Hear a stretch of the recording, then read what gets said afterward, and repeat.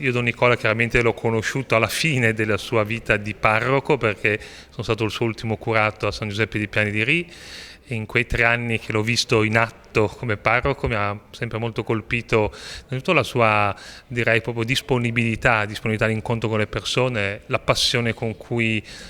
dedicava il ministero alla parola, quindi la sua predicazione è sempre così viva, così intensa, per cui anche negli anni successivi, quando si è ritirato da parroco, finché ha potuto, predicava, come dire, leggendo tanto, si vedeva che era un uomo che aveva ancora tanti interessi, non voleva, come dire, ripetere cose già dette, come, da un certo punto di vista, ma voleva riappropriarsi continuamente della bellezza del mistero della fede.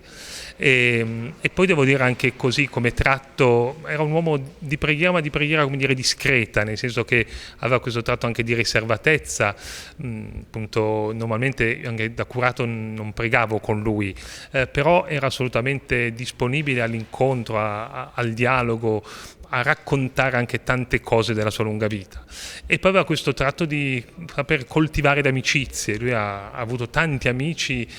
magari fedeli, che sono stati i suoi bambini, i suoi chierichetti, poi cresciuti, che ogni tanto lo venivano a ritrovare. Il legame anche con la sua terra, è nato a Buenos Aires ma poi è cresciuto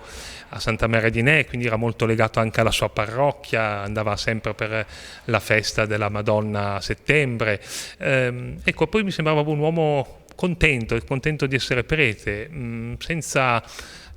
troppi problemi, anche senza troppe artificiosità. Cioè, ad esempio, lui non amava molto troppe organizzazioni, preferiva che in qualche modo ci si facesse un po' condurre anche da quello che la realtà man mano chiedeva. Ecco, quindi direi davvero un cuore,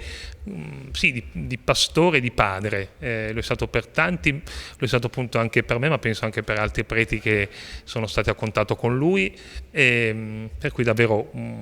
penso proprio un grande dono che il Signore ha fatto alla nostra diocesi.